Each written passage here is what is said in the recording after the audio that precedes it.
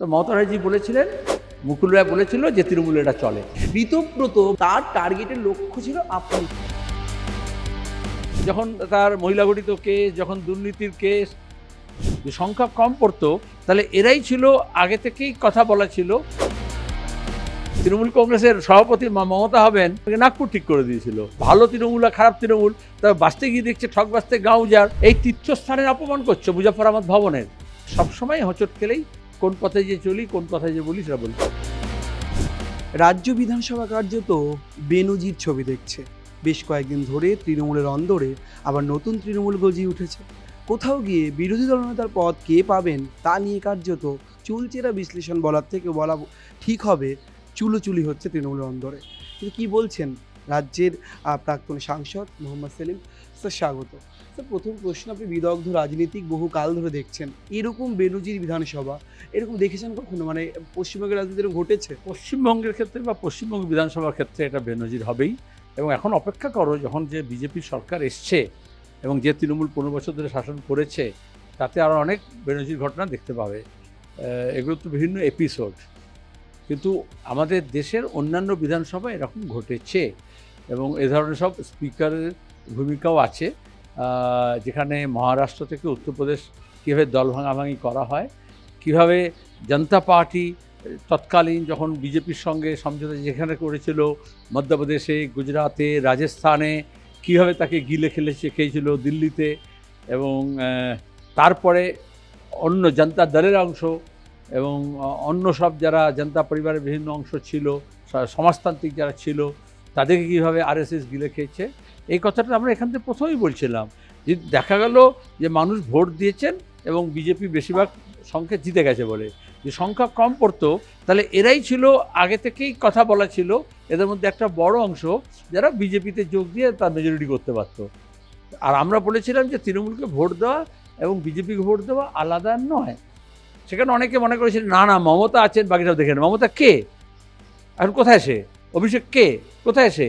কারণ একটা রাজনৈতিক দল যদি আদর্শ না থাকে, তার যদি একটা রাজনৈতিক লক্ষ্য না থাকে, যদি একটা মতাদর্শ না থাকে, তাহলে একটা ব্যক্তিকে, একটা পরিবারকে কেন্দ্র করে বা একটা নেগেটিভ একটা কোনো ব্যাপারে হইচই করে বা ক্ষমতা লিপ্সার জন্য, তাহলে ক্ষমতা একটা গ্লু, যেখানে দাঁড়িয়ে সবাইকে জড়ো করবে। যখন ক্ষমতা থাকবে না, পুলিশ থাকবে না, আইপ্যাক থাকবে না, তখন চৌপাঠে যাবে সেই দল। এখনও যে নতুন ব্লক বা দল যাই তৈরি করছে বলছো, তার লক্ষ্য কী, তার আদর্শ কী, তার পন্থা কী হবে, সে যদি না ঠিক হয়, তাহলে সবসময় হোঁচট খেলেই কোন পথে যে চলি, কোন কথায় যে বলি সেটা বলতে হবে। আজব বিষয় আশয় হচ্ছে, যারা নতুন তৃণমূল বলে দাবি করছেন তারা বলছেন তাদের নেত্রী মমতা বন্দ্যোপাধ্যায়। আবার মমতা বন্দ্যোপাধ্যায়ের সঙ্গে বিধায়কদের একটা সামান্য অংশ রয়েছে। একই দলে নেত্রী বলা হচ্ছে মমতা বন্দ্যোপাধ্যায়কে, আবার তার দলে অন্য বিধায়ক রয়েছেন, প্রশাসনিক বৈঠকে যোগ দিচ্ছেন। সবটা যেন মিলিজুলি বিষয়টা, মানে অনেকের মাথায় ঢুকছে না। বামপন্থী, আপনি বামপন্থী এবং সিপিআইএমের অবস্থান কি, আপনারা কীভাবে দেখছেন বিষয়টা? এটা মমতাও ঠিক করবে না, বামপন্থীরাও ঠিক করবে না, যারা অন্যদিকে গেছে, যারা নতুন দল তৈরি করেছে তারাও ঠিক করবে না। এটা নাগপুর ঠিক করে দেবে। তৃণমূল কংগ্রেসের সভাপতি মমতা হবেন এবং সেটা হচ্ছে তোমাকে নাগপুর ঠিক করে দিয়েছিল, তাই কাল্টিভেট করেছিল।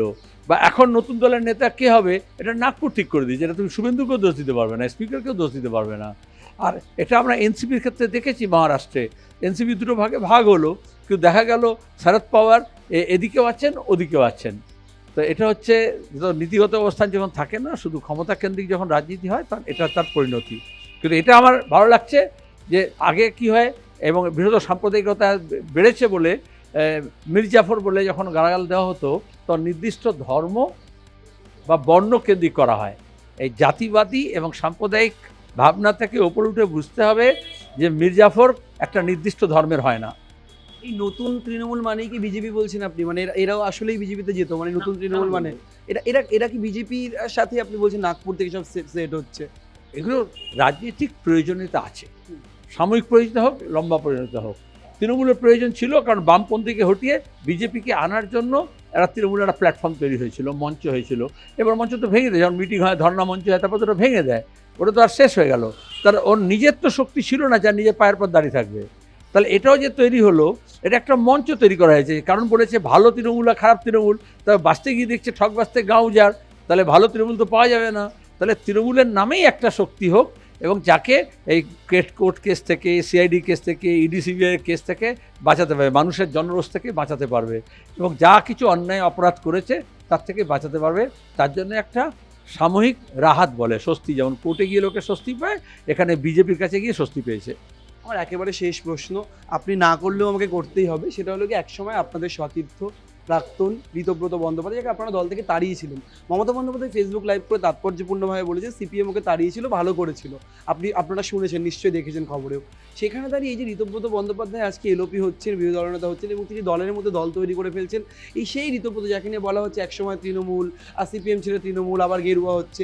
ঋতব্রত বারবার যখন যেখানেই ইন্টারভিউ তিনি দিয়েছেন, যখন তৃণমূলের তিনি মমতা বন্দ্যোপাধ্যায়কে সবচেয়ে বড় বামপন্থী বলেছেন, এবং তার টার্গেটের লক্ষ্য ছিল আপনি, তার লক্ষ্য ছিল আপনি, বারবার আপনাকে আক্রমণ করা, যে মোহাম্মদ সেলিমের জন্য তিনি থাকতে পারেননি, তার অবস্থান। হ্যাঁ, তুমি অনেক কথা বললে, এতগুলো শব্দ উচ্চারণ উপযুক্ত সে নয়।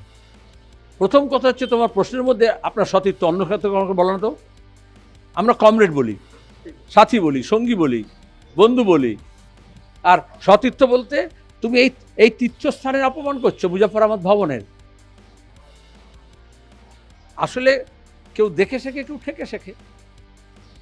আমরা তদন্ত করেছিলাম এবং বুঝেছিলাম, এবং তৃণমূলও পরখ করে নিয়েছিল, যখন তার মহিলা গঠিত কেস, যখন দুর্নীতির কেস, যখন সংবাদপত্রে খবর পাঠানোর কেস, যখন এগুলো সব সামনে চলে আসলো, এবং সংগঠনকে ভেতর থেকে ভাঙার একটা প্রক্রিয়া, তাতে সাকরেত জোগাড় করা, এগুলো যখন কমিউনিস্ট পার্টিতে চলে না, তো মমতা ব্যানার্জি বলেছিলেন, মুকুল রায় বলেছিল যে তৃণমূলে এটা চলে। এবং তৃণমূলে যাওয়ার আগে ও তো বিজেপির সেল্টারে ছিল। যখন এখানে মহিলা গঠিত কেস হয়েছিল সিআইডির, তখন ও মুকুল রায় ধরে, তখন মুকুল রায় তৃণমূলের নেতা, কিন্তু আরএসএস হয়ে কাজ করছেন, তখন ওখানে গিয়ে আমি তখনও বলেছিলাম, ও তখন দিল্লিতে যে গা ঢাকা দিয়েছিল, যেহেতু পশ্চিমবঙ্গের পুলিশ কেস করেছিল, এই যে তখন তো সে বিজেপির সেন্টারে ছিল। তারপরে বিজেপির পরামর্শে সে তাকে বলা হলো যে এখন কিছুদিন তুমি তৃণমূলে যাও, এখন তোমাকে এক্ষুনি আমাদের দরকার নেই। ধন্যবাদ। একেবারে তিনি বলছেন ঋতব্রত থেকে শুরু করে বিধানসভা ইস্যু প্রত্যেক মুহূর্তে তিনি সরব হচ্ছেন বারবার, কিন্তু আবার তিনি বলছেন তাদের আগামীর লক্ষ্য কি, এবং এই বেনজির বিধানসভা নিয়েও সরব হলেন মোহাম্মদ সেলিম।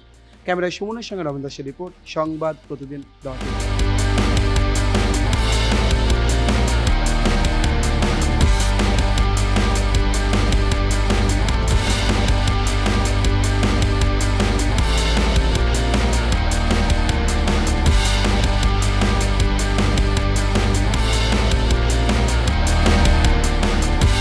ফলো করুন সংবাদ প্রতিদিন ডিজিটাল।